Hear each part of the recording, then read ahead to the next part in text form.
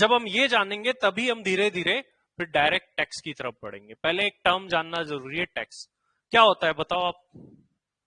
हाँ जी, ऑनलाइन में जो लोग हैं वो बताओ फटाफट से, ऑनलाइन में या ऑफलाइन में जो भी लोग हैं,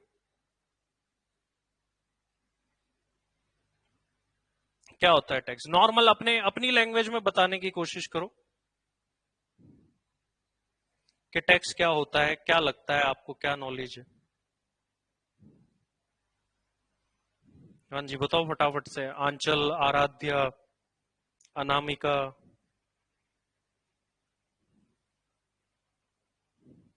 नेहा, वेदई, यश, कोई भी नहीं।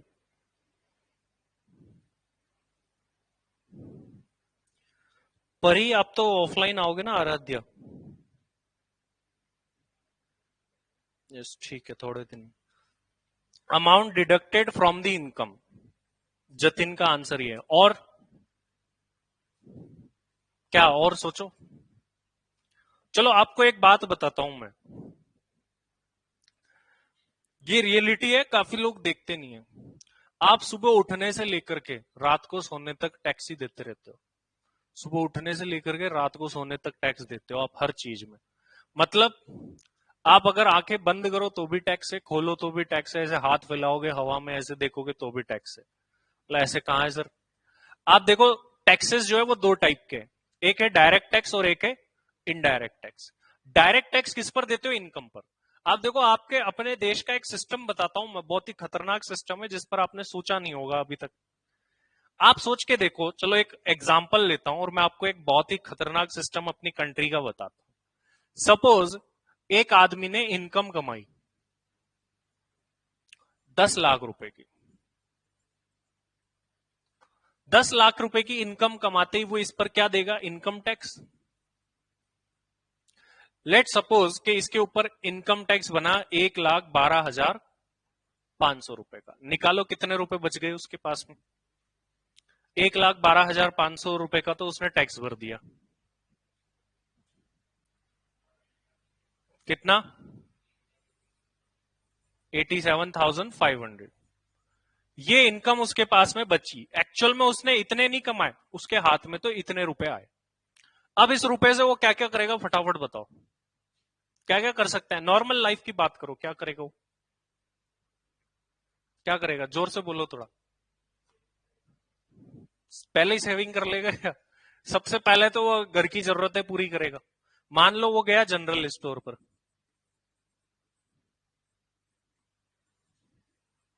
जनरल स्टोर से पूरे साल में ये आदमी ने कितना खरीद लिया, 1 लाख का सामान खरीद लिया। ठीक है, 1 लाख का तो खरीदेगा ऑब्वियसली पूरे साल में, तो 1 लाख के ऊपर भी क्या देगा वो, टैक्स। वो 1 लाख रुपए कहां से दे रहा है, इसी में से दे रहा है वो। उस 1 लाख पर फिर से टैक्स देगा, लगभग लगभग 18% मान लो। ठीक है, 18,000 रुपए का यहां टैक्स दे दिया। फिर मान लो वो एजुकेशन फीस देता है,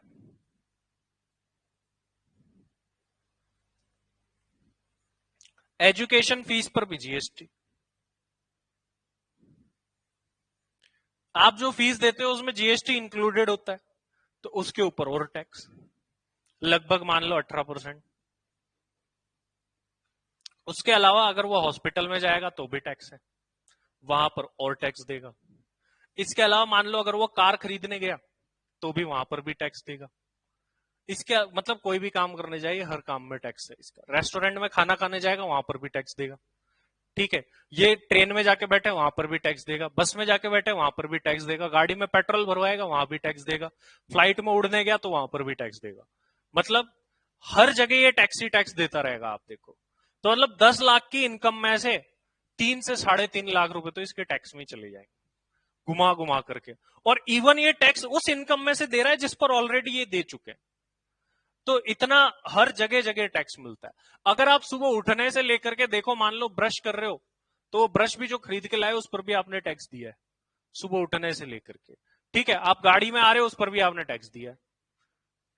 आप पानी पीते हो तो भी उसका भी चार्ज लेती है गवर्नमेंट, वो भी एक तरीके का टैक्स है।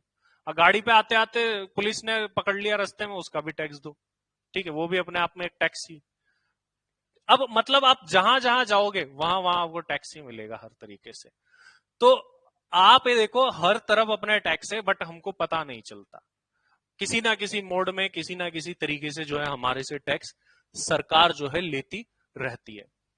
तो ये जो है ये वाला टैक्स तो अपन पढ़ेंगे इनकम टैक्स में, और ये जो बाकी चीजें हैं ये कहां आएगी, इनडायरेक्ट टैक्स में। गुड्स और सर्विसेज पर जो टैक्स लगता है उसको क्या बोलते हैं हम, इनडायरेक्ट टैक्स बोलते हैं। इनडायरेक्ट टैक्स में दो चीजें हैं अपनी, एक तो है जीएसटी जिसको हम गुड्स एंड सर्विस टैक्स बोलते हैं, और एक कस्टम्स भी है जो इंपोर्ट एक्सपोर्ट पर लगता है। आई थिंक कस्टम्स को हटा दिया जाएगा न्यू सिलेबस के अंदर जो इनडायरेक्ट टैक्स आएगा उसमें, क्योंकि डायरेक्ट इनडायरेक्ट टैक्स एक हो गए। तो होपफुली अभी तो इनडायरेक्ट टैक्स में जीएसटी और कस्टम्स दो दो है, लेकिन होपफुली हटा करके अब क्या कर दिया जाएगा कि अभी जो है कस्टम्स को ओनली फाइनल में, अभी कस्टम इंटर में भी है फाइनल में भी हो सकता है, अभी कोई कंफर्मेशन नहीं है कि कस्टम्स को इंटर से हटा दे और ओनली किस में कर दे, फाइनल में कर दे। यह आपके लिए थोड़ा सा वहां से सिलेबस कम हो सकता है। ओवरऑल आपके लिए बताऊं तो सिलेबस थोड़ा सा बढ़ेगा और थोड़ा सा कम होगा। हम बात कर रहे थे हमारी टैक्स के बारे में, टैक्स क्या होता है। तो देखो अगर मैं इसको डिफाइन करूं तो कैसे डिफाइन किया गया है टैक्स को, बोला गया कि tax is a compulsory extortion of money under any law और स्टेट्यूट। देखो कुछ चीजें निकल करके आती है, ध्यान से समझिएगा कि यहां पर क्या बोला गया। Tax is a compulsory extortion of money under any law or statute। अब देखिए इसमें कुछ बातें निकल करके आती है, अगर हम देखें तो अगर मैं इसको अलग करूं तो इसके अंदर क्या क्या बातें निकल करके आई। पहली बात, टैक्स क्या है, कंपल्सरी एक्सटोर्शन, किस चीज का, मनी का, अंडर एनी लॉ। ये तीन चीजें निकल करके आई। तो मैं अगर इनको अलग अलग करूं तो मेरी जो पहली बात इस डेफिनेशन से निकल करके आई है वो क्या है, ये क्या है, टैक्स क्या है, कंपल्सरी एक्सटोर्शन। सेकंड थिंग क्या है, किस चीज का, मनी का। थर्ड क्या है, अंडर एनी लॉ। अभी देखो इसको अगर अपन देखें अलग अलग करके तो इस बात का मतलब निकलता है टैक्स वह पैसा है जो कि आपसे कंपल्सरीली लिया जाता है। ऐसा नहीं है कि यार मैं तो नहीं दे रहा अभी बाद में ले लेना, ऐसे नहीं हो सकता सरकार के साथ, आपको देना ही देना पड़ेगा। तो इसीलिए यहां पर बोला गया पहली बात, टैक्स क्या होती है, कंपल्सरी एक्सटोर्शन होता है जो कि आपसे जबरदस्ती लिया जाता है। खुश होकर कोई देता है कि हाँ आओ आओ टैक्स ले लो, कोई नहीं देता, कंपल्सरीली जबरदस्ती देना ही पड़ता है। ठीक है, ऑफ मनी, मनी के फॉर्म में ही देना है। कल को मैं बोलूं यार पैसे नहीं है, एक काम करो सरकार ये घड़ी खोल लो मेरी, ये रख लो, नहीं है पॉसिबल। ठीक है, मान लो कल को मैं रोड पे जा रहा हूं, ठीक है, अभी 2-4 दिन पहले आया, मैं चालान काट दिया पुलिस वालों ने, ठीक है, इधर ही पास में। अभी मैं उनको बोल रहा हूँ सर पैसे नहीं है मेरे पास, तो बोले लाने पड़ेंगे। और आजकल तो नए नए सिस्टम और चला दिए, बोलो सर कार्ड स्वाइप कर दो, लाओ सर पेटीएम कर दो, फोन पे कर दो। उनका एक घड़ी वड़ी रख लो, कोई काम नहीं आ रही, बोले नहीं नहीं नहीं चाहिए हमको घड़ी। मतलब मनी के फॉर्म में ही चाहिए, ऐसे नहीं चलेगा। मतलब आप इनकम टैक्स भर रहे हो तो ऐसे नहीं बोल सकते यार पैसे तो नहीं है, एक काम करो ये सोने की अंगूठी रख लो मेरी, नहीं है, आपको मनी के फॉर्म में ही इसे देना पड़ेगा। तीसरी बात क्या है, अंडर एनी लॉ, कानून के अंतर्गत। आज कोई भी चीज सरकार आपसे लेती है, कोई भी चीज वॉट आपसे टैक्स का पैसा ले रही है, इनकम टैक्स, इनडायरेक्ट टैक्स का पैसा ले रही है, आपसे लाइट के चार्जेस ले रही है, पानी के चार्जेस ले रही है, जितने भी चालान कटते हैं, चाहे आपके रोड के चालान हो, शॉप गलत जगह लगाने के चालान हो, ये गाड़ी अलग गलत जगह खड़ी कर देते हो उसको उठा के ले जाते हैं उसका चालान हो, ये सब जो भी पैसे गवर्नमेंट ले रही है सबके लिए कानून बना हुआ, लॉ। लॉ बना हुआ नहीं हो तो आप दोगे क्या, आप ही नहीं दोगे। बोले कहां लिखा है, आप ऐसे पूछोगे, मान लो रेड लाइट तोड़ने पर जुर्माना नहीं है तो आप दोगे ही नहीं, और रोज तोड़ोगे भी, बोले लेट हो रहे थे क्लास के लिए इसलिए तोड़ दिया, तो आप दोगे भी नहीं और वो मांग भी नहीं सकते। तो इसीलिए हर एक चीज के लिए जो भी टैक्स अपन देते हैं सबके लिए क्या बना हुआ है, कानून बना हुआ है, हर एक चीज का लॉ बना हुआ आपको मिलेगा। तो ये तीन बातें निकल करके आती है। जब ये तीन बातें पूरी होती है, आप इसको नोट भी कर लीजिए, इसकी हेडिंग डाल लेना, व्हाट इज टैक्स। ये पहली चीज है डायरेक्ट टैक्स में जो आपको नोट करनी है, बाकी तो हमारी समझने की थी। ये पहली चीज है जो अपन को नोट करनी है।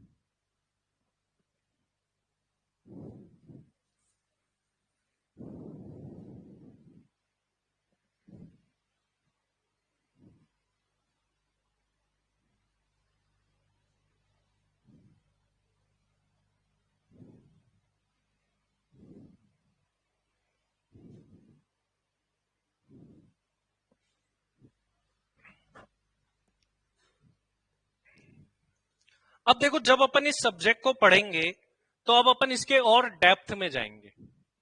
डेप्थ में क्या है, देखो इन्हीं चीजों से कनेक्ट करेंगे। अब मैं यहां पर इस बात को और गहराई में जानने वाला हूं, जो अंडर एनी लॉ है ना, ये अंडर एनी लॉ ही क्यों लिखा, ऐसे क्यों नहीं लिख दिया डेफिनेशन में कि टैक्स वो पैसा है जो सरकार लेती, ये तो आप जानते थे, लेकिन यहां पर अंडर एनी लॉ डाला गया। तो अंडर एनी लॉ से क्या मतलब है, ये आखिर क्यों लिखना पड़ा डेफिनेशन बनाने वाले को, ये जानते हैं।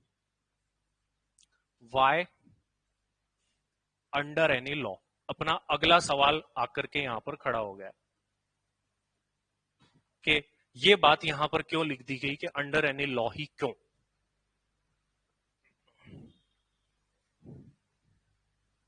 इसका जवाब देखते हैं, पहले आप समझना ध्यान से इस बात को। भारत में आज सब पूरा देश किस चीज के बेसिस पर चलता है बताओ, कौन सी ऐसी चीज है जो है उसी वजह से देश चल पा रहा है एक सिस्टमेटिक तरीके से, कौन सी ऐसी चीज है बताओ, ऐसी कौन सी चीज है जिसको सब मानते हैं और उसी वजह से ये देश चल पा रहा है, संविधान, कॉन्स्टिट्यूशन। अगर वो ना हो तो देश कैसे चलेगा, कुछ होगा ही नहीं, श्रीलंका बन जाएगा, फिर राष्ट्रपति भवन में घुस के सो रहे हैं लोग, ऐसी हालत हो जाएंगी। एक संविधान है, उसी से देश चल पा रहा है, वो नहीं हो तो सब फिर सरकार भी अपनी मनमर्जी से चले, सब कुछ अपनी मन में। कॉन्स्टिट्यूशन सबसे ऊपर है, तो इसका जो लिंक है ना वो कॉन्स्टिट्यूशन से। जैसे अपने एक्ट पढ़ते हैं ना, उसमें सेक्शन होते हैं ना लॉ के अंदर, सेक्शन 1, 2, 3, ऐसे ही कॉन्स्टिट्यूशन में आर्टिकल्स होते हैं, article number 1, article number 2, article 14, 15। तो यहां पर अगर हम देखें तो एक आर्टिकल के बारे में मैं आपको बताता हूं, आर्टिकल 265। जब हम कॉन्स्टिट्यूशन ऑफ इंडिया, भारत के संविधान का जाकर के आर्टिकल 265 पढ़ते हैं तो वहां एक बात लिखी हुई है, क्या लिखी हुई है, no tax shall B levied और collected except any authority of law.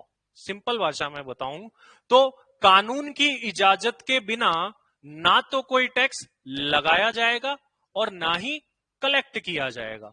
ये बात संविधान में लिख दी गई। जब ये बात संविधान में लिख दी गई तो सरकार को तो माननी पड़ेगी।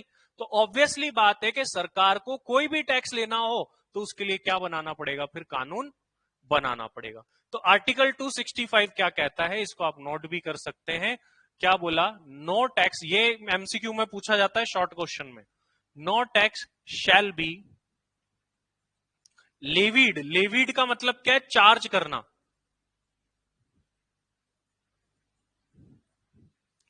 और कलेक्टेड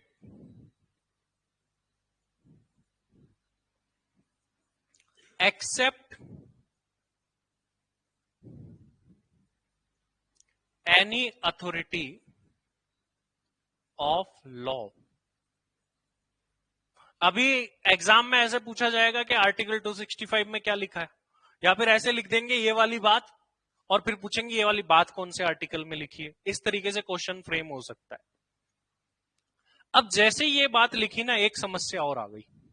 सर अब क्या आ गई, यहां तो लिख दिया कि अगर तुमको टैक्स लेना है तो कानून बनाना पड़ेगा, इसका मतलब ये निकल रहा है अब कानून तो बनाना है। हमारे यहां पर अगर आप सरकार देखोगे तो हमारे यहां तो लोकल गवर्नमेंट भी होती है, फिर स्टेट गवर्नमेंट होती है, और फिर सेंट्रल और होती है। आपस में लड़ने लग जाएंगे, कोई बोलेगा हम लेंगे टैक्स, कोई बोलेगा हम लेंगे टैक्स, ऐसे आपस में लड़।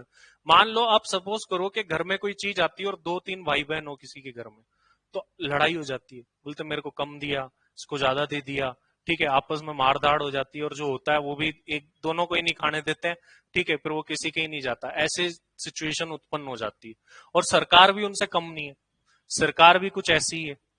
तो एक सवाल यहां पर और खड़ा हुआ, बोला अगर हम ये बात समझ गए कि अगर आपको टैक्स लेना है तो कानून बनाना पड़ेगा, लेकिन ये कानून कौन बनाएगा, ये बहुत बड़ी समस्या है। तो जब भीमराव अंबेडकर जी ने हमारा संविधान बनाया तो उन्होंने इस बात के लिए भी अश्योरेंस दी और इनमें लड़ाई झगड़ा ना हो इसके लिए भी कोई व्यवस्था करी। तो हमारा जो सवाल हमारे मन में आया है वो ये आया है, हु विल मेक लॉ, आखिर कानून बनाएगा कौन, सवाल ये आ गया है। तो ऑब्वियस सी बात है, कानून तो सरकार ही बनाएगी सर, लेकिन सरकार में भी कौन बनाएगा, इसका जवाब हमको मिलता है फिर से संविधान के आर्टिकल नंबर 246 में जाकर के। जब कॉन्स्टिट्यूशन ऑफ इंडिया का आर्टिकल 246 जाकर के हम पढ़ेंगे तब हमको इस बात का जवाब भी मिल जाएगा। ये लड़ाई झगड़े ना हो सरकार के बीच में, इन्होंने क्या करा, आर्टिकल 246 में 3 लिस्ट बनाई, 3 लिस्ट बनाई गई।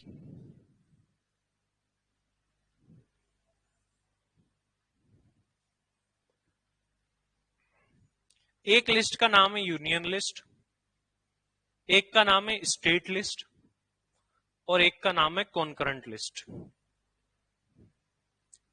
फर्स्ट लिस्ट है हमारी, लड़ाई झगड़ा ना हो उसके लिए बनाई गई यूनियन लिस्ट। ये क्या बनाई गई, क्यों बनाई गई, इसके बारे में भी जानते हैं। Second state list and third concurrent list.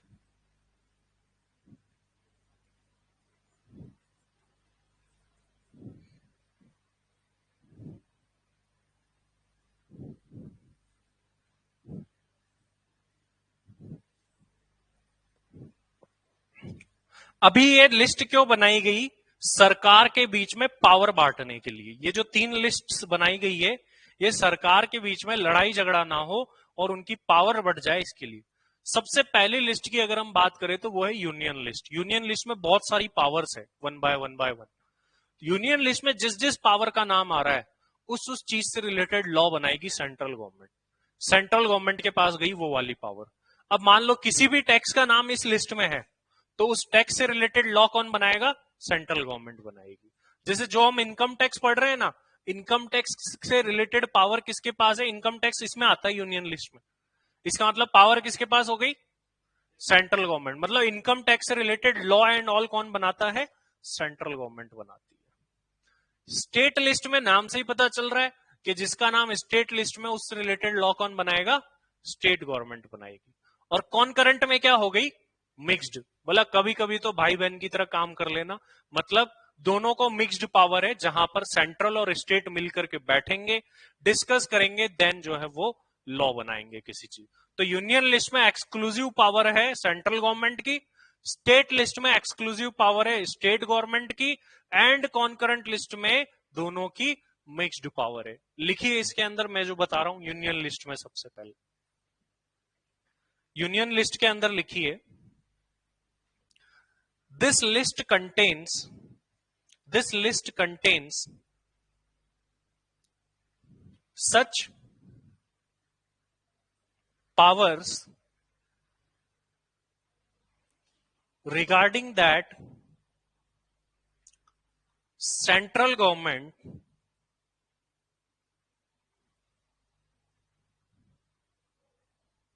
will make law, regarding that central government will make law।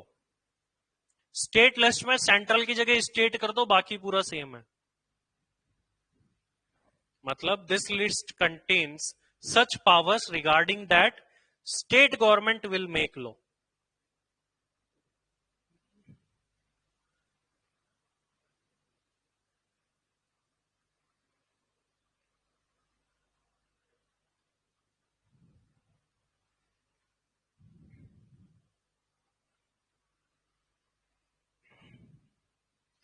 Concurrent में लिखो,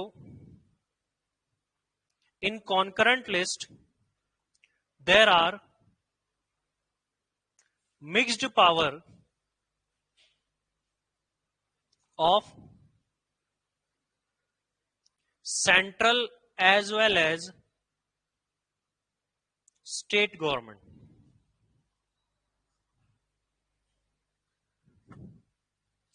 ये 3 लिस्ट हो गई। और हमारा जो डायरेक्ट टैक्स है, अभी ये जो बात अपन पढ़ रहे हैं ना, ये टैक्स पढ़ रहे हैं। मतलब ये बात चाहे आप इनकम टैक्स पढ़ लो या इनडायरेक्ट टैक्स पढ़ लो, दोनों के लिए कॉमन बातें हैं ये। अभी धीरे धीरे हम बाइफरकेट हो जाएंगे ओनली डायरेक्ट टैक्स की तरफ। अभी अपन टैक्स के बारे में जान रहे हैं। Mixed power of central and state government concurrent list में। अभी मेरा ये सवाल है कि इनकम टैक्स कौन सी लिस्ट में मिलेगा, बताओ फटाफट से बताओ। इनकम टैक्स कौन सी लिस्ट में? यूनियन लिस्ट में, जिसको अपन डायरेक्ट टैक्स भी बोलते। यूनियन लिस्ट में भी सर कहां होगा? यूनियन लिस्ट में तो बहुत सारी एंट्रीज है, एंट्री नंबर 1 2 3 4 करके, तो उसमें भी किसी ना किसी नंबर पे तो आता ही होगा, तो वो भी जानते हैं। यूनियन लिस्ट की जब अपन एंट्री नंबर 82 पर पहुंचते हैं, 82 नंबर की एंट्री पर, तो वहां एक बात लिखी हुई, क्या लिखा हुआ है? Taxes on income other than agriculture income, जिसका मतलब है इनकम टैक्स। अभी एक लाइन और बोली मैंने, अदर देन, उसके बारे में बात करूंगा। अभी मतलब सिंपल सी भाषा में समझो तो यूनियन लिस्ट के अंदर जब एंट्री नंबर 82 पर पहुंचते हैं तो वहां पर लिखा हुआ है क्या? Taxes on income other than agriculture income. तो अगर आपसे कोई पूछे कि सर इनकम टैक्स लगाने की पावर कहां पर है, तो आप क्या बोलोगे? यूनियन लिस्ट की एंट्री नंबर 82 के अंदर पावर है सेंट्रल गवर्नमेंट को इनकम टैक्स लगाने की। तो अब अपन कैसे लिखेंगे इसको? इसी में आप नीचे लिख सकते हो या अलग से लिख सकते हो। यूनियन लिस्ट की जो एंट्री नंबर 82 है,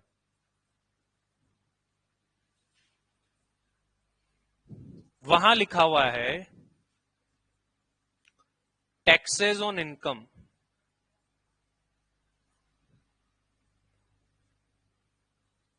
other than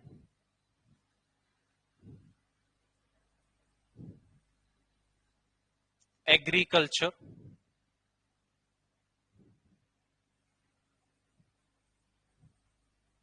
income. It means, इसका मतलब है इनकम टैक्स।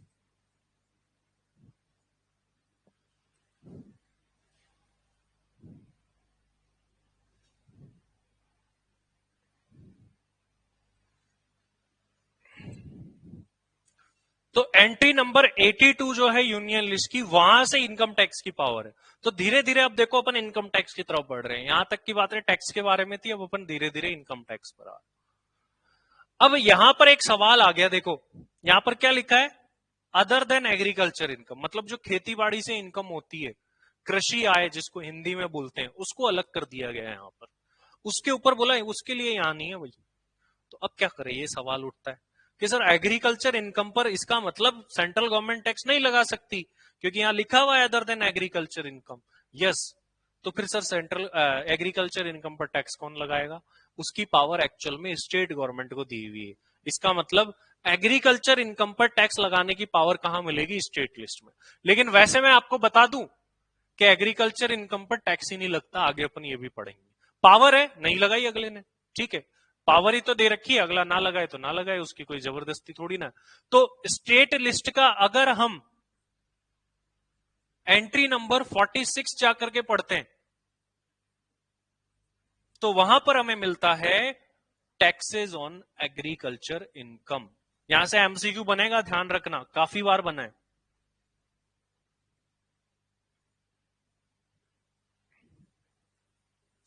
टैक्सेस ऑन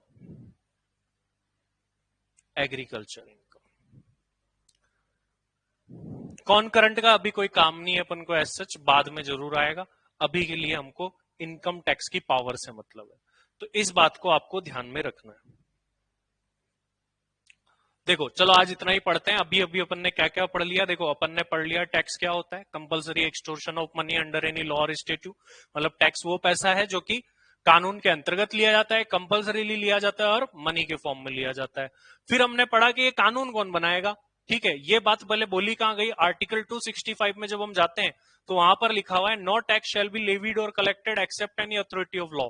मतलब ये कि कानून की इजाजत के बिना ना तो कोई तुम टैक्स लगाओगे और ना ही कलेक्ट करोगे? जब लगा ही नहीं सकते तो कलेक्शन का तो सवाल ही नहीं उठता है। ठीक है, उसके बाद में अब इस दुविधा को दूर करने के लिए ये सरकारें आपस में लड़ने लग जाती। इसके लिए भीमराव अंबेडकर जी ने आर्टिकल नंबर 246 डाला कॉन्स्टिट्यूशन में, और आर्टिकल 246 में 3 लिस्ट बना दी, यूनियन लिस्ट, स्टेट लिस्ट और कॉन्करेंट लिस्ट। यूनियन लिस्ट में किसकी पावर? सेंट्रल गवर्नमेंट की। स्टेट लिस्ट में स्टेट गवर्नमेंट की। कॉन्करेंट में मिक्स्ड पावर मिल गई। अब यूनियन लिस्ट की भी जब एंट्री नंबर 82 जाकर के पढ़ते हैं, वहां पर इनकम टैक्स की पावर है, लेकिन अदर देन एग्रीकल्चर इनकम, और एग्रीकल्चर की पावर कहां पर है? एंट्री नंबर 46 में। ये सारी बातें क्लियर है? बताओ फटाफट से। ठीक है, चलिए, और बाकी अपन ने ये भी समझ लिया कि इस सब्जेक्ट को क्यों पढ़ना है, कहां काम आएगा, ये सारी बात। चलिए, आज के लिए इतना ही। नेक्स्ट क्लास में आगे की बातें जानेंगे और भी। आने वाली 5-6 क्लास के बाद इसमें प्रैक्टिकल आएगा। काफी सारे बच्चे सोचते हैं तो थ्योरी है सर, थ्योरी नहीं है, ये ध्यान रखना। इनकम टैक्स प्रैक्टिकल है पूरा। बाद में तुम ये बोलोगे सर थ्योरी कब आएगी। और एक्चुअल में अपना बेसिक्स आप बुक में देखोगे तो बुक में जो बेसिक्स है और यहाँ जो बेसिक्स है वो अलग पढ़ेंगे। देखो, बुक के बेसिक्स आपको छोटा मिलेगा, अपन बड़ा पढ़ेंगे। कारण क्या है? बुक के अंदर है ना, आपका एक रिटर्न फाइलिंग की चीज होती है कि रिटर्न किसको भरना होता है, रिटर्न फाइलिंग की ड्यू डेट क्या होती है, रिटर्न लेट भरते हैं तो कितनी पेनल्टी लगती है, अच्छा मैंने रिटर्न भर दिया उसमें गलती हो गई तो उसको ठीक कर सकते हैं क्या। ऐसे कई सारे सवाल बेसिक आपके मन में आते हैं, और ये भी बड़ी बेसिक चीज है। तो उसको भी मैं यहीं पर कवर कर लेता हूँ। हालांकि उसका अलग से चैप्टर है, बट हम उसको बेसिक्स में ही कवर करेंगे। मतलब बेसिक में हम 2 चैप्टर पढ़ेंगे बुक के अकॉर्डिंग, तो वो यही। और जो बेसिक है वो अपना 15 नंबर का आता है, ये ध्यान रखना। 15 मार्क्स का बेसिक आएगा एग्जाम के अंदर जो अपन यहाँ पढ़ेंगे, तो इसलिए बहुत इंपॉर्टेंट हो जाता है, और यहाँ से छोटे क्वेश्चन ज्यादा आते हैं, इसको ध्यान रखना। चलिए, आज के लिए इतना ही। Thank you very much. हमने पढ़ा था आर्टिकल 265। आर्टिकल 265 क्या बोलता है? No tax shall be levied और collected except any authority of law. कानून की इजाजत के बिना ना तो कोई टैक्स लगाया जाएगा और ना ही कलेक्ट किया जाएगा। इसी वजह से जो है वहां पर अंडर एनी लॉ लिखा गया था। फिर एक प्रॉब्लम आ गई थी कि ठीक है ये बात भी हम समझ गए, लेकिन एक दिक्कत और है। वो दिक्कत क्या थी? कि भाई अब लॉ कौन बनाएगा? तो लॉ ऑब्वियसली गवर्नमेंट बनाएगी, लेकिन अब गवर्नमेंट भी कैसे बनाएगी? इसके लिए आर्टिकल 246 बनाया गया, और उसमें 3 लिस्ट बनाई गई, यूनियन लिस्ट, स्टेट लिस्ट और कॉन्करेंट लिस्ट। यूनियन लिस्ट में पावर दी गई सेंट्रल गवर्नमेंट को, स्टेट लिस्ट में स्टेट गवर्नमेंट को, और कॉन्करेंट में दोनों को मिक्स्ड पावर दे दी गई। अच्छा, यूनियन लिस्ट की एंट्री नंबर 82 में जाते हैं तो वहां पर लिखा हुआ था taxes on income other than agriculture income, जिसका मतलब होता है इनकम टैक्स। और वहीं स्टेट लिस्ट की एंट्री नंबर 46 में जाते हैं तो वहां पर लिखा हुआ था टैक्सेस ऑन एग्रीकल्चर इनकम। तो एग्रीकल्चर इनकम पर टैक्स लगाने की पावर स्टेट लिस्ट में स्टेट गवर्नमेंट के पास में थी। चलिए, ये सारी बातें अपन ने कर ली थी, आगे बढ़ते हैं इससे। अब अपन अपना जो अगला टॉपिक देखने वाले हैं वो है एडमिनिस्ट्रेशन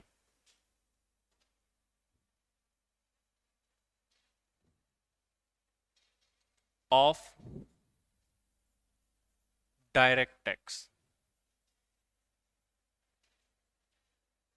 एडमिनिस्ट्रेशन का मतलब क्या है? कि कौन सी ऐसी अथॉरिटीज है जो ये डायरेक्ट टैक्स से रिलेटेड चीजों को देखती है, उसके बारे में अपन बात करने जा रहे हैं।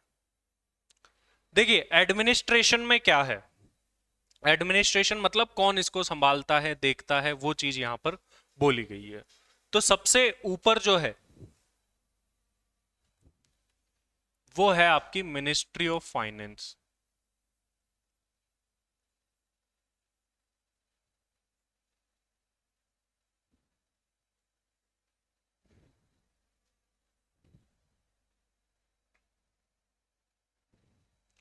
मिनिस्ट्री ऑफ फाइनेंस के अंडर आता है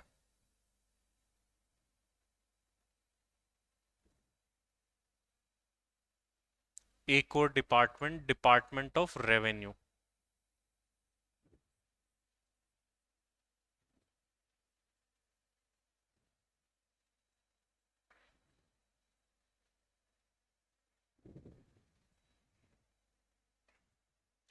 डिपार्टमेंट ऑफ रेवेन्यू के अंडर आते हैं फिर से 2 डिपार्टमेंट।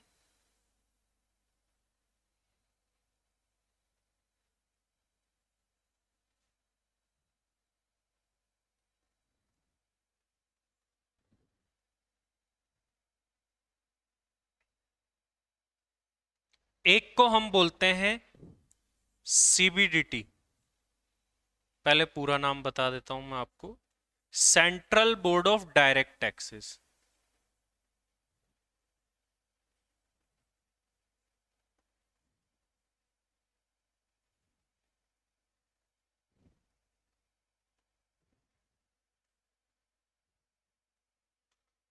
इसको शॉर्ट में बोला जाता है सीबीडीटी, ज्यादातर जगह आपको सीबीडीटी लिखा हुआ मिलेगा इसके लिए। और एक और जो डिपार्टमेंट आता है उसका नाम है central board of indirect taxes and custom.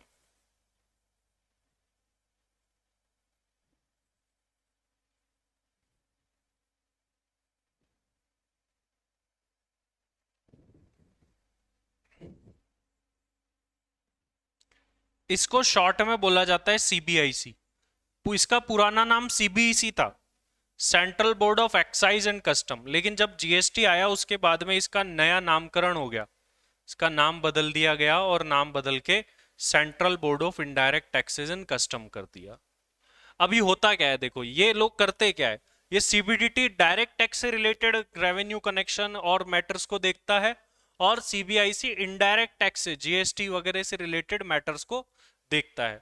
तो देखो ये करते क्या है, ये भी नोट कर लेते हैं, ताकि अगर कल को हमको कुछ क्वेश्चन पूछा जाए तो हमें पता हो।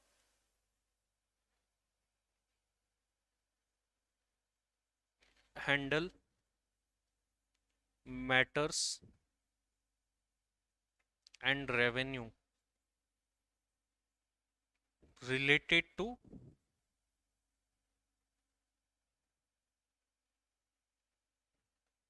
Direct tax. और वहीं ये वाले क्या करते हैं भाई,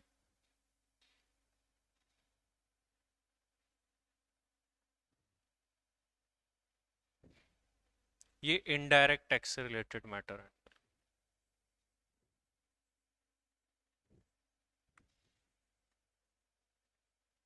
हैंडल मैटर्स एंड रेवेन्यू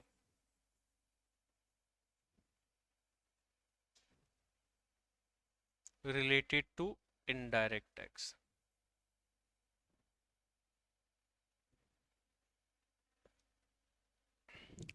तो अब देखो ये वर्क कैसे करता है। सीबीडीटी डायरेक्ट टैक्स से रिलेटेड पैसा कलेक्ट करेगा, सीबीआईसी इनडायरेक्ट टैक्स से रिलेटेड पैसा कलेक्ट। डायरेक्ट टैक्स का पैसा कलेक्ट हो गया, इनडायरेक्ट टैक्स का पैसा कलेक्ट हो गया। इन दोनों का ये पैसा, ये दोनों लोग अपना पैसा किसको पहुंचा देंगे, डिपार्टमेंट ऑफ रेवेन्यू को। तो ये दोनों जगह से पैसा कलेक्ट कर लिया डिपार्टमेंट ऑफ रेवेन्यू ने, और फिर वो किसको पहुंचा देगा, ministry of finance. Finance ministry क्या करेगी, बजट बनाएगी पूरे देश का, कि इतने टैक्स से कमाई हुई है, इतने रुपए हमको अलग अलग सेक्टर पर खर्च करने हैं। तो सबसे हायर अथॉरिटी हो गई ministry of finance. Finance minister कौन है अभी के टाइम पर, बताओ। Who is finance minister of India right now? हाँ जी, ऑनलाइन में जो लोग हैं वो बताओ, आप में से कोई। कौन है फाइनेंस मिनिस्टर? निर्मला सीतारमन।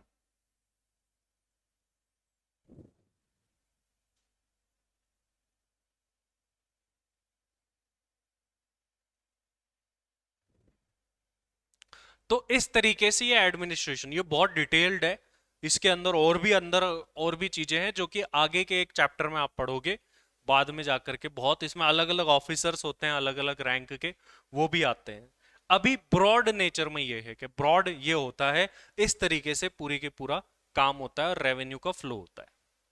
तो यहां से एमसीक्यू पूछा जा सकता है, सीबीडीटी स्टैंड्स फॉर या सीबीआईसी स्टैंड्स फॉर, ये यहां से क्वेश्चन, बाकी ज्यादा यहां से कोई खास चांस नहीं है। चलो अब अगले टॉपिक की तरफ बढ़ते हैं, जो कि एक बड़ा ही बेसिक सा टॉपिक है और आपने काफी बार हो सकता हो पढ़ा हो, difference between direct tax and indirect tax.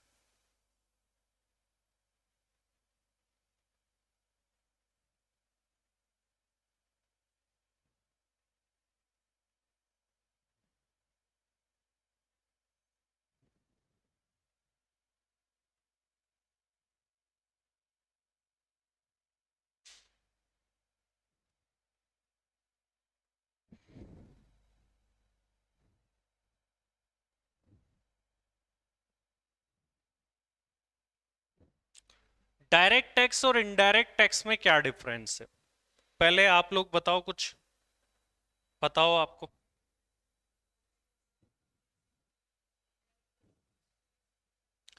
देखो, डायरेक्ट टैक्स इनकम पर लगता है और indirect tax goods and services पर लगता है। ये पहला और बड़ा बेसिक सा पॉइंट है। डायरेक्ट टैक्स से मतलब हमारा यहाँ इनकम टैक्स से है। तो पहला पॉइंट बड़ा ही सिंपल सा है, इसमें ज्यादा समझने की भी जरूरत नहीं होती, आपने काफी बार इसको पढ़ा होता है, लेकिन यहाँ पर नए पॉइंट्स भी आएंगे आपके। तो आइए इनके डिफरेंस को अपन नोट डाउन करते हैं। यहां से क्वेश्चन फ्रेम होने के चांसेस है थियोरटिकल।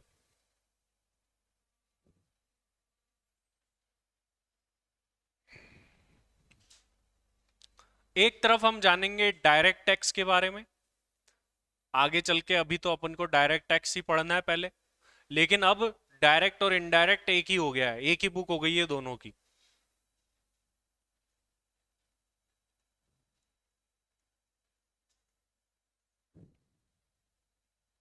ये इनडायरेक्ट टैक्स है। पहला point of difference, direct tax is charged on income, whereas indirect tax is charged on goods and services। Goods and services के साथ कंजम्पशन वर्ड भी ऐड ऑन कर देंगे, consumption of goods and service.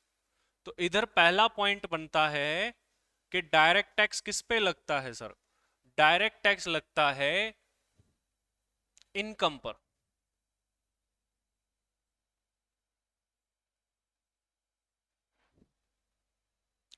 वहीं अगर हम दूसरी तरफ देखें तो इनडायरेक्ट टैक्स लगता है सर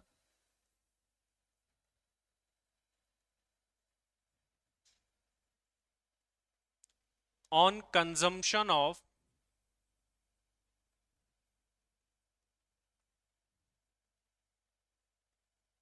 गुड्स एंड सर्विसेज।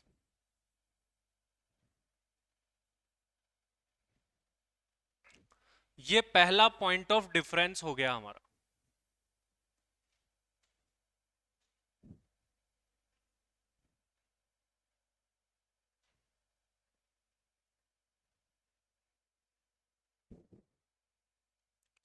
चलिए दूसरे डिफरेंस की तरफ बढ़ते हैं। ये तो बड़ा बेसिक सा डिफरेंस है, काफी लोगों को पता भी होता है। सेकंड पॉइंट भी बड़ा डिफरेंट बेसिक सा है। डायरेक्ट टैक्स जो है जिस पर लगा है उसी को पे करना होता है। अब मान लो मैंने इनकम कमाई, तो मेरी इनकम तो मुझे ही टैक्स देना है। मैं ऐसे नहीं बोल सकता मैं तो अभी जानता ही नहीं, मेरी मम्मी भरेगी टैक्स। ये पॉसिबल नहीं है, ऐसा कुछ भी नहीं हो सकता। टैक्स जो है जिसने कमाई है इनकम उसी को भरना होता है। तो यूं बोल सकते हैं कि जिस पर लेवी होता है, लेवी मतलब चार्ज होना, लगना, उसी को क्या करना पड़ता है? पेमेंट करना पड़ता है। बट इनडायरेक्ट टैक्स के अंदर उल्टा है। इनडायरेक्ट टैक्स के अंदर क्या है कि एक्चुअल में पे कोई और करता है लेकिन बर्डन कोई और बियर करता है। ये कैसे होता है अभी देखेंगे इसको डिटेल में, पहले इस पॉइंट को लिखते हैं फिर समझते हैं उसके बारे में कि सर ये कैसे पॉसिबल है। पहला point, payer of tax and bearer of tax is same. Burden of direct tax can not be passed on.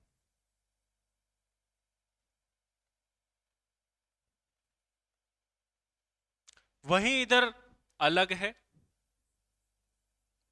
Pair of tax and bearer of tax are different,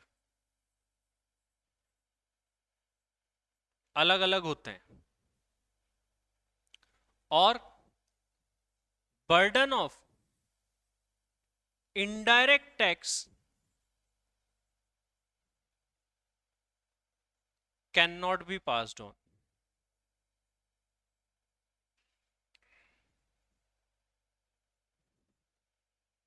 देखिए इसके बारे में अब डिटेल में जानते हैं, काफी इंपॉर्टेंट बात है।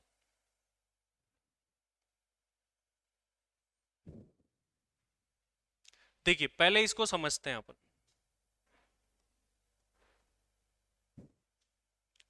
ध्यान से इस पॉइंट को समझना, इनडायरेक्ट टैक्स का बहुत इंपॉर्टेंट पॉइंट है।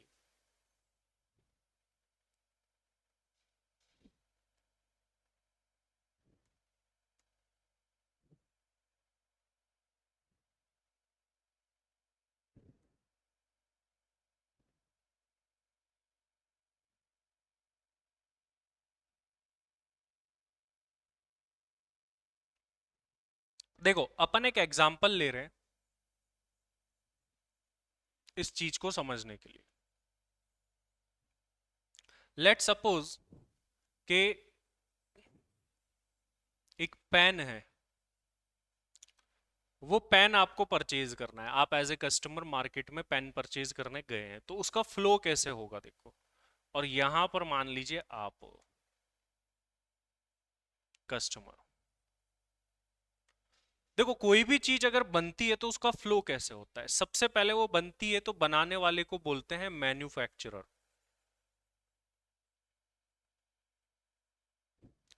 मैन्युफैक्चरर उस चीज को बना करके आगे सेल करता है। मैन्युफैक्चरर से कौन खरीदता है? होलसेलर।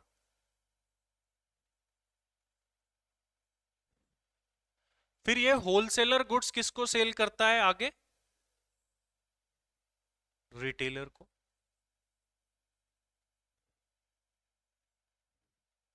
और रिटेलर आगे at the end goods sale करता है कस्टमर। इस तरीके से ये फ्लो चलता है। अभी मानिए कि मैन्युफैक्चरर ने कोई चीज बनाई, ये पेन बनाया, और पेन बनाने पर कॉस्ट आई मैन्युफैक्चरर की, थोड़ा सा महंगा पेन ले लेते, 50 रुपए की कॉस्ट आई इस मैन्युफैक्चर।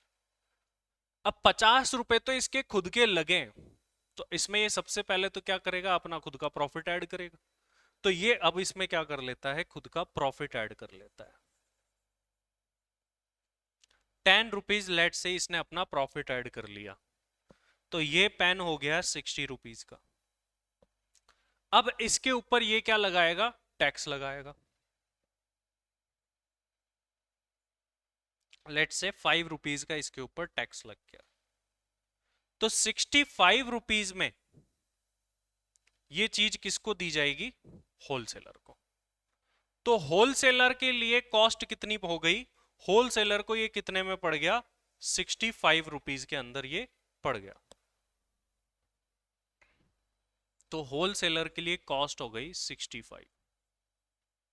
अब होलसेलर भी अपना प्रॉफिट ऐड ऑन करेगा।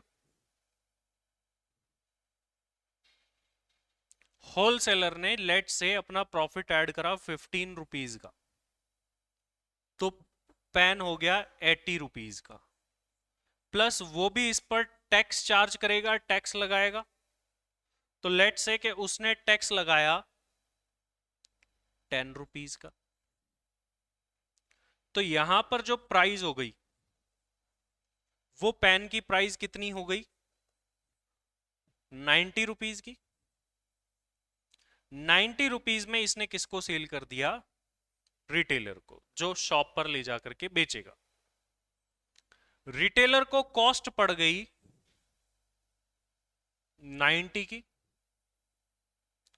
लेट से कि वो प्रॉफिट ऐड करता है उस पर 5 रुपीज का, या इसको भी 10 ही दे दो भाई। 10 रुपीज का इस पर प्रॉफिट ऐड कर लेता है, 100 रुपीज का पेन हो चुका है, प्लस वो उस पर लगा रहा है टैक्स। लेट से यहां आकर के 20 रुपए का टैक्स लगा, तो ये 120 रुपए में किसको मिलेगा? इस कस्टमर को मिलेगा। ठीक है। अभी एक पॉइंट यहां पर अपन ने पढ़ा है, उसी को जस्टिफाई करेंगे। Payer of tax and bearer of tax are different. Burden of indirect tax can not be can be passed on, इधर कैन नॉट नहीं है, कैन है।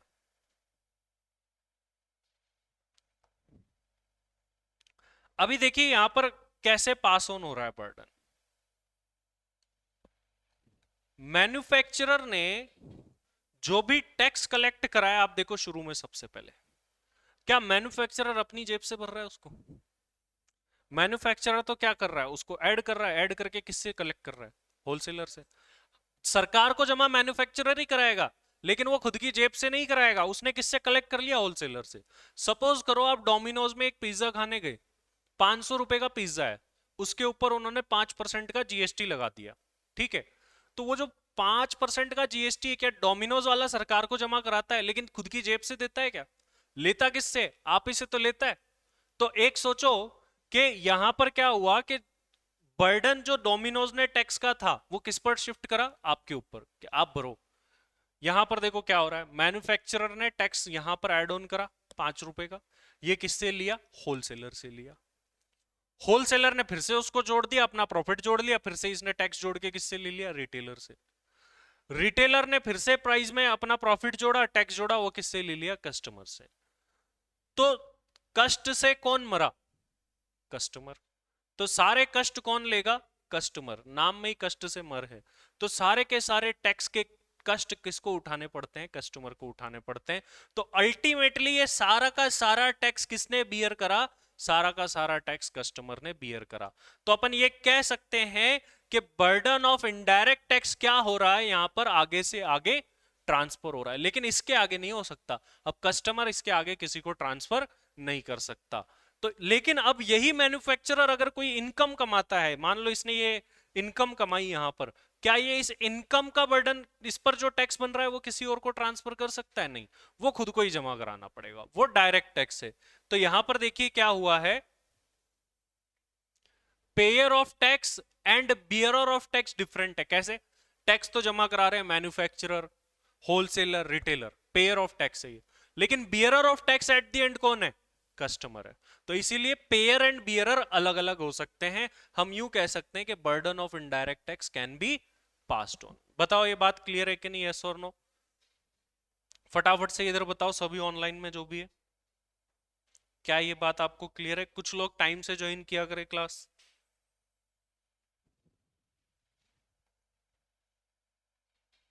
तीसरा पॉइंट, वो भी बहुत important point, direct tax is progressive in nature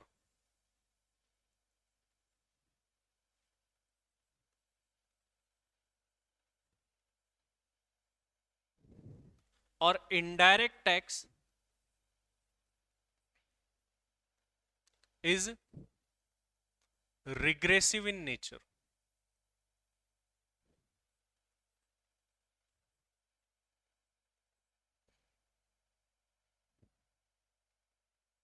इसका मतलब क्या है? प्रोग्रेसिव और रिग्रेसिव। प्रोग्रेसिव का मतलब क्या है सर? प्रोग्रेसिव मतलब बढ़ता हुआ, जैसे ये है प्रोग्रेसिव। और रिग्रेसिव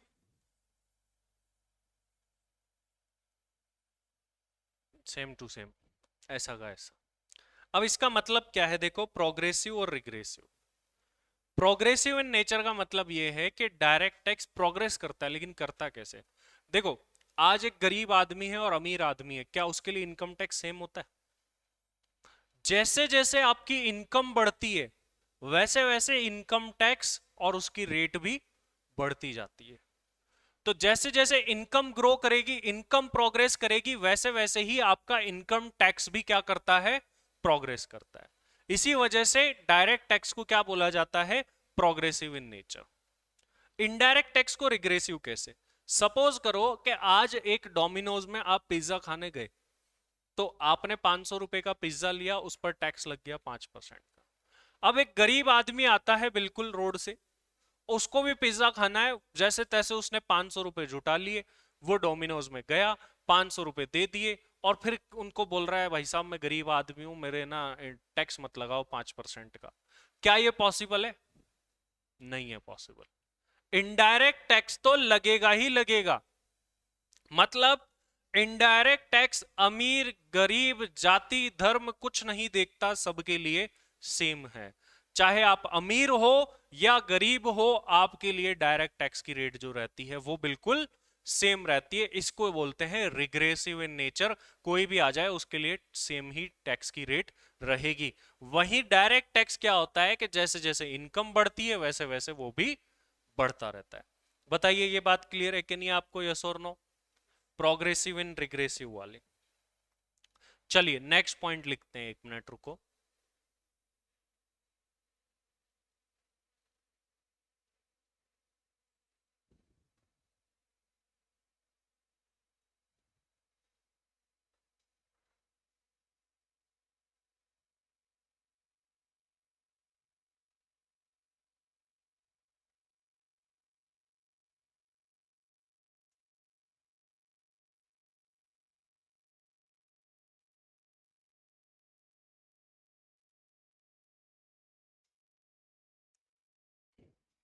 यस, चलो अगले पॉइंट की तरफ बढ़ते हैं।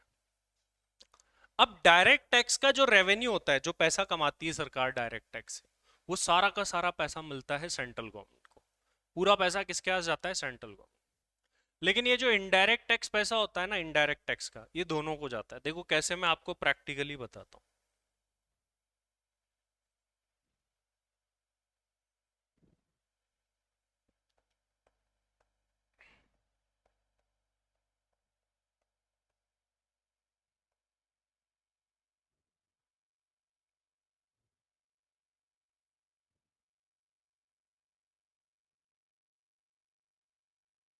क्लियर दिख रहा है भाई साहब का? बड़ा सस्ता पिज्जा लिया है इन्होंने तो, ये थोड़ा महंगा लिया है इन्होंने। क्लियर नहीं है इनकी फोटो। ये क्लियर है फिर भी।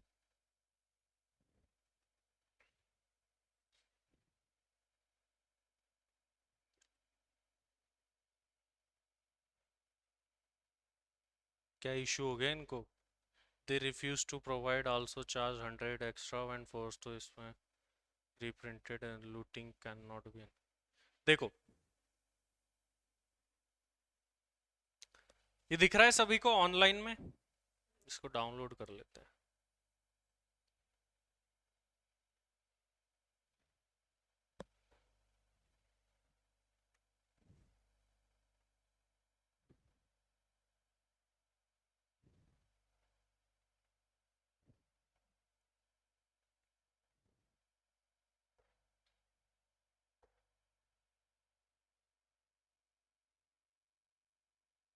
कहाँ जा रही है?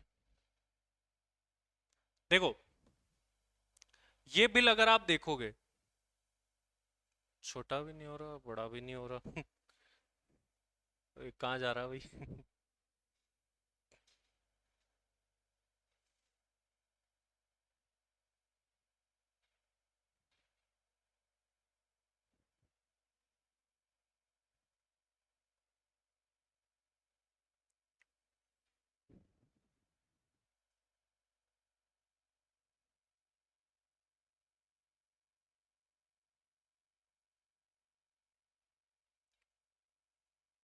देखो ये बिल आपको दिख रहा होगा, इसमें देखो क्या है, ये इन्होंने एक फार्म हाउस पिज्जा ऑर्डर करा है, ठीक है, और इसके साथ ही इन्होंने एक गार्लिक ब्रेड ऑर्डर करा, और टोटल 730 का बिल आया। अब ये 730 के बिल में जो देखने वाली बात है, जो अपना अगला पॉइंट जिससे रिलेट करता है, वो यहां है। आप ये देखो, यहां लिखा हुआ है, देखो सीजीएसटी 2.5 दिख रहा है आपको? ये सीजीएसटी 2.5, 18.25, और यहां पर लिखा हुआ है एसजीएसटी और यूटीजीएसटी 2.5, ये लिखा हुआ है यहां पर। सीजीएसटी का मतलब है central goods and service tax, SGST का मतलब है state goods and service tax. तो एक्चुअल में है क्या कि ये, और यूटीजीएसटी का मतलब है union territory goods and service tax. GST में इसमें डिटेल में बात करेंगे। अभी ये जो टैक्स यहां पर लगाया गया है ना, 18.25 और 18.25, ये 18.25 जो सीजीएसटी है ये जाएगा सेंट्रल गवर्नमेंट को, और ये जो 18.25 है ये जाएगा पैसा स्टेट गवर्नमेंट को, वहां की राज्य सरकार को, जहां गुड सर्विस कंज्यूम हो। ये जैसे कहाँ का है, ये देखो, ये एड्रेस है चेन्नई का।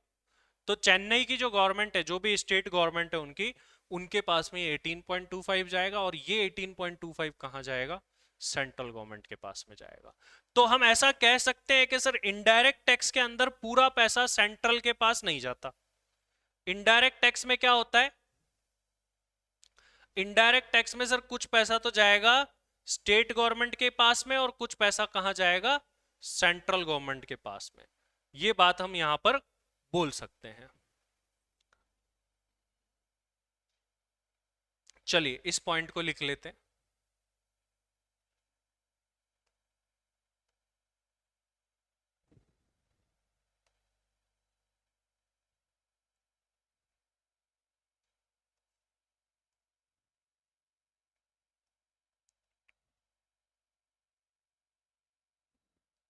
एंटायर रेवेन्यू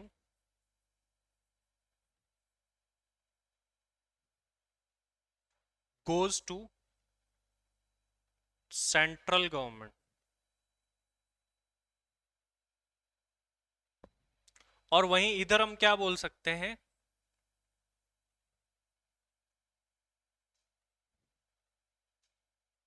एंटायर रेवेन्यू, चलो एंटायर वर्ड मत लिखो, revenue goes to central as well as state government.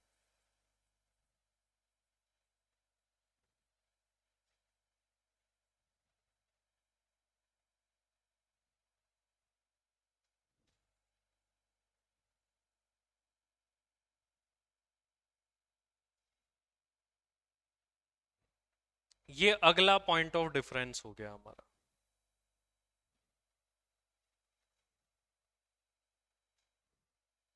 बताइए ये बात क्लियर है सभी को, फटाफट से ये वाला पॉइंट भी क्लियर। अगले पॉइंट की तरफ बढ़ते हैं।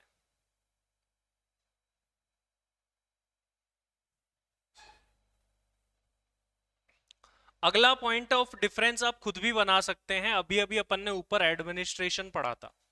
तो डायरेक्ट टैक्स से रिलेटेड अफेयर्स को, मैटर्स को कौन देखता है, सीबीडीटी, और इनडायरेक्ट टैक्स से रिलेटेड मैटर्स को कौन देखता है, सीबीआईसी। तो ये अपना अगला डिफरेंस बन गया।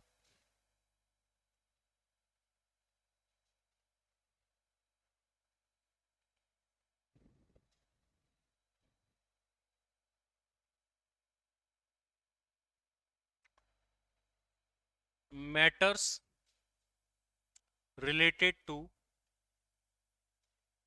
Direct tax are handled by CBDT, और वहीं इधर matters related to indirect tax are handled by CBIC.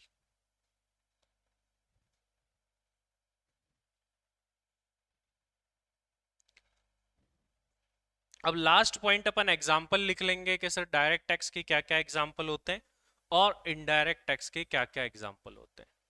तो डायरेक्ट टैक्स का एग्जाम्पल क्या है, मेनली इनकम टैक्स, जो कि आज भी लगता है।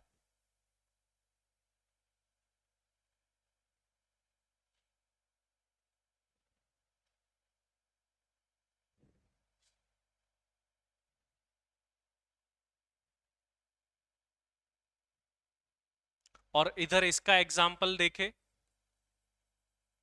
GST, goods and service tax and custom duty.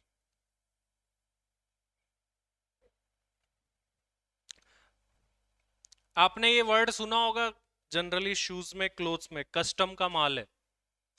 Custom मतलब क्या, कस्टम ड्यूटी किस पर लगती है, इंडिया के बाहर से जब कोई चीज आती है या इंडिया के बाहर कोई चीज जाती है, इंपोर्ट एक्सपोर्ट जिसे बोलते हैं, उसके ऊपर कस्टम ड्यूटी लगा करती है, वो अलग चीज होती है। तो लगती लेकिन वो गुड्स एंड सर्विसेज के ऊपर ही है, तो इसीलिए वो भी क्या हो जाता है, अपने आप में इनडायरेक्ट टैक्स हो जाता है। क्लियर है ये सारे के सारे डिफरेंसेस अपन को। यहां से एक छोटा क्वेश्चन भी बन सकता है, ये पहले एग्जाम में बना हुआ है, Why direct tax is progressive in nature and indirect tax is regressive in nature? ये एग्जाम में क्वेश्चन आया हुआ है, तो हमको बताना पड़ेगा भाई डायरेक्ट टैक्स प्रोग्रेसिव क्यों है। क्योंकि जैसे जैसे इनकम बढ़ती है वैसे वैसे डायरेक्ट टैक्स की, इनकम टैक्स की रेट भी बढ़ती जाती है। वहीं इनडायरेक्ट टैक्स में ऐसा कुछ भी नहीं होता है। चलो आगे बढ़ते हैं अपने अगले टॉपिक की तरफ। अगला अपना टॉपिक है सोर्सेज ऑफ डायरेक्ट टैक्स। मतलब क्या है इसका कि जब अपन डायरेक्ट टैक्स पढ़ेंगे, जब हम इनकम टैक्स पढ़ेंगे, तो हमारे सोर्सेज क्या क्या होंगे, कहाँ कहाँ हमारी बातें लिखी हुई है, कहाँ कहाँ हमारे प्रोविजंस लिखे हुए हैं, वो हम जानने जा रहे हैं। वो बहुत सारे सोर्सेज है, आइए जानते हैं कि हमारे सोर्स क्या होंगे पढ़ने के। वैसे तो हमारा सोर्स बुक है, सर बुक से पढ़ेंगे, लेकिन बुक में क्या होता है कि बहुत सारी जगह से, अलग अलग जगह से कंटेंट आता है। कि भाई ये अभी नॉर्मली बुक आप देखोगे, जैसे अकाउंट्स की बुक में जो भी आप पढ़ते हो कहाँ लिखा है, अकाउंटिंग स्टैंडर्ड्स में लिखा है। कॉस्टिंग में जो भी बातें पढ़ते हो वो कहाँ लिखी, कॉस्ट अकाउंटिंग स्टैंडर्ड में लिखी है। इस वजह से वो चीजें आप पढ़ते हो। इसी तरीके से इनकम टैक्स में जो भी प्रोविजंस हम पढ़ेंगे, जो भी हम बातें पढ़ेंगे, वो कहाँ लिखी है वो हम जानने जा रहे हैं। और यहाँ कोई एक सोर्स नहीं है, यहाँ बहुत सारे सोर्सेज है। इवन मान लीजिए आज के टाइम में मार्केट में कुछ बदला तो वो यहाँ भी बदल जाएगा। सरकार की तरफ से बजट आया, कुछ बदला तो यहाँ भी बदल जाएगा। तो एक ऐसा सब्जेक्ट है कि रियल वर्ल्ड के साथ कनेक्टेड होता है ये। देखती है, देखिए सोर्सेज क्या क्या है, अपने पहले लिख लेते हैं सबकी लिस्ट, फिर एक साथ सबको समझिए। पहला सोर्स है हमारा इनकम टैक्स एक्ट 1961। दूसरा सोर्स है इनकम टैक्स रूल्स 1962। थर्ड हमारा सोर्स है नोटिफिकेशंस। फोर्थ हमारा सोर्स है सर्कुलर्स। फिफ्थ हमारा सोर्स है एनुअल बजट, जिसे हम फाइनेंस एक्ट के नाम से भी जानते हैं। सिक्स्थ हमारा सोर्स है केस लॉस। ये 6 सोर्सेज है जहां से हमारी different different kind of provision आते हैं। अभी एक एक के बारे में बात करते हैं। देखिए सबसे पहला सोर्स क्या दिख रहा है आपको, इनकम टैक्स एक्ट। कल हमने आर्टिकल 265 पढ़ा था, वो क्या बोलता था, no tax shall be levied और collected except any authority of law. मतलब टैक्स लेना है तो कानून बनाना पड़ेगा। इसीलिए इनकम टैक्स लेने के लिए गवर्नमेंट ने क्या बनाया, इनकम टैक्स एक्ट 1961 बनाया। अगर ये नहीं होता तो इनकम टैक्स गवर्नमेंट ले ही नहीं पाती। तो पहला और सबसे मेन सोर्स जो अपना है वो है ही क्या, इनकम टैक्स एक्ट 1961। मतलब हमारी 80 से 85% बातें जो है वो यहीं से ही है, सीधी सीधी। लेकिन अब होता क्या है कि एक्ट में जो बातें लिखी गई है, कई बातें क्लियर नहीं होती। जैसे कई जगह ऐसे लिखा जाता है एज में बी स्पेसिफाइड, एज में बी प्रिस्क्राइब्ड, या फिर कुछ चीजें क्लियर नहीं होती। तो जो चीजें क्लियर नहीं होती है उनको क्लेरिफाई करने के लिए एंड एक्ट को सपोर्ट करने के लिए बनाए जाते हैं रूल्स। जैसे कंपनीज एक्ट है तो कंपनीज रूल्स भी बना हुआ है। इसी तरीके से इनकम टैक्स एक्ट है तो इनकम टैक्स रूल्स भी बने हुए हैं। इनकम टैक्स रूल्स क्यों बने हुए हैं, एक्ट को सपोर्ट करने के लिए। जो बात यहां क्लियर नहीं की जाती फिर वो रूल्स में जाकर के फर्दर एक्सप्लेन की जाती है। यहां पर एक्सप्लेनेशन नहीं दी, फिर रूल्स में जाकर के उसकी एक्सप्लेनेशन दे दी जाती है। तो इसके बारे में भी आप नीचे लिख लीजिए रूल्स। सबसे पहले रूल्स के बारे में लिखिए होते क्या, लिखिए rules are made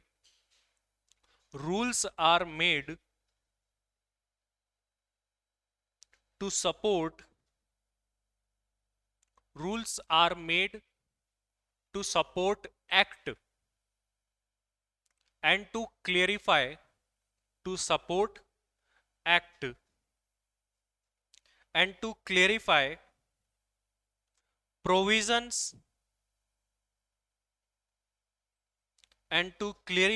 provisions of the act।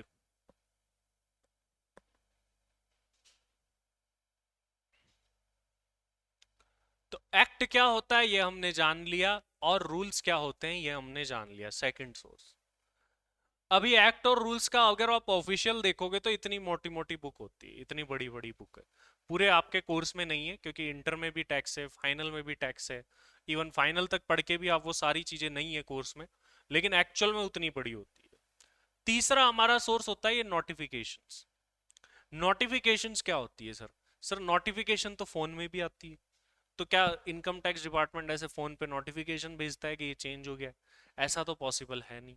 तो नोटिफिकेशन होती क्या है? देखो नोटिफिकेशंस क्या होती है कि मान लीजिए गवर्नमेंट को कोई चीज, मान लो मैंने कोई बात आपको बोल दी, कोई प्रोविजन आपको बता दिया, फिर मैं बाद में कह रहा हूं इसमें ये चीज और ऐड कर लेना, या फिर ये चीज इसमें से क्या कर लेना, डिलीट कर लेना।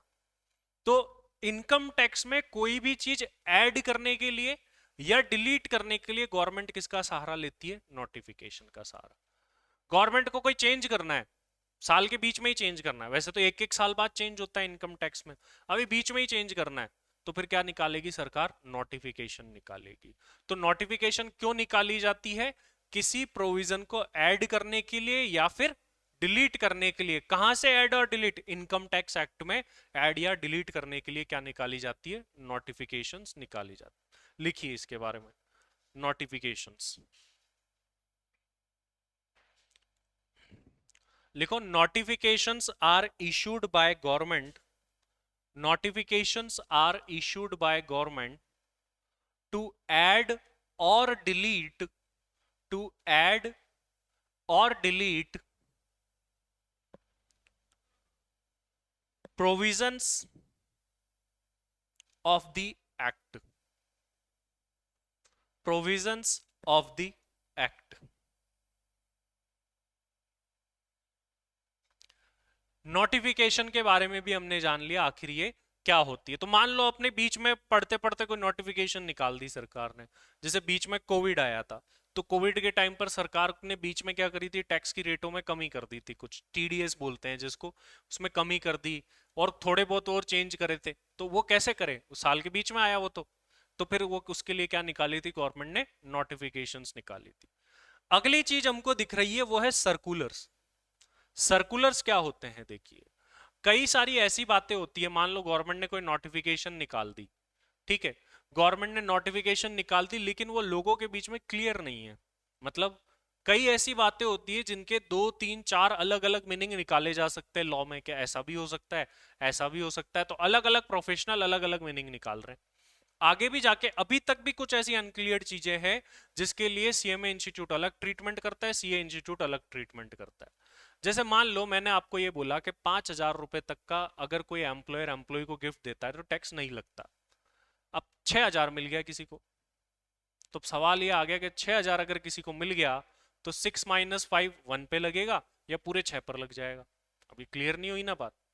तो अब ऐसी कई सारी बातें होती है जो क्लियर्ड नहीं है, तो उन बातों को क्लियर करने के लिए गवर्नमेंट क्या निकालती है? सर्कुलर निकालती है, कि भाई हमने जो भी नोटिफिकेशन निकाली है, चेंज लाया है, अगर उसको लेकर के लोगों के बीच में कंफ्यूजन हो रहा है तो उस कंफ्यूजन को दूर करने के लिए गवर्नमेंट क्या निकालती है? Circular.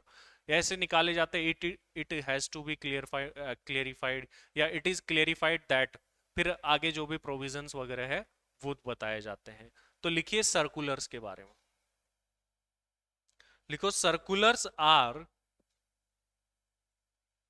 circulars are issued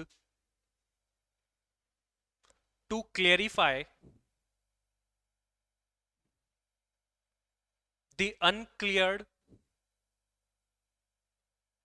to clarify the uncleared provisions।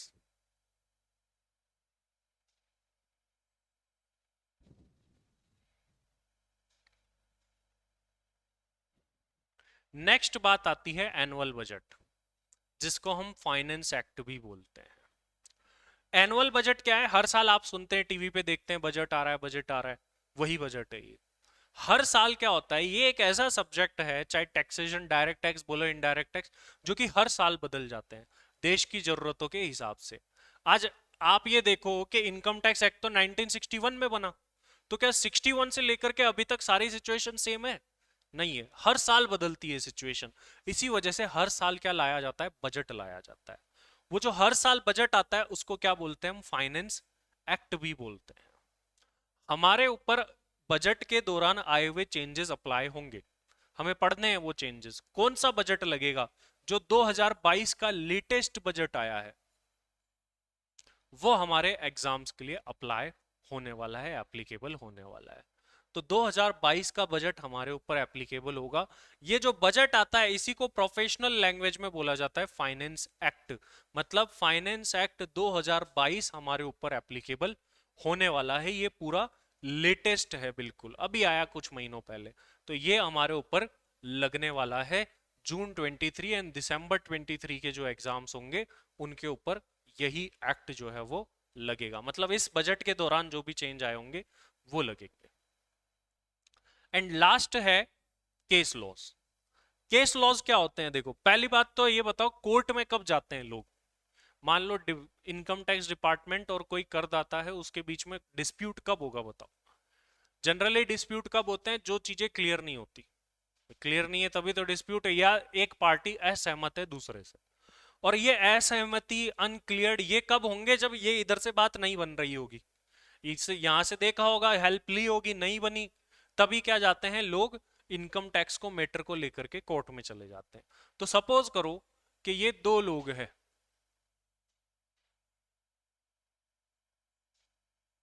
ये ए और बी के बीच में एक विवाद हो गया। इसमें ए तो है एक टैक्स देने वाला और बी है इनकम टैक्स डिपार्टमेंट का आदमी। ये बोल रहा है किसी पर्टिकुलर इनकम को लेके कि इस पर टैक्स लगेगा, ये बोल रहा है नहीं मेरे हिसाब से तो नहीं लगेगा। अब दोनों में डिस्प्यूट हो गया, झगड़ा हो गया।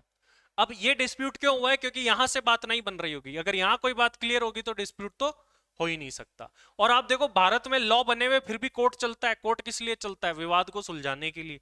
इसका मतलब लॉ बनने के बाद भी कुछ ना कुछ विवाद तो रह ही जाते हैं और हो ही जाते हैं।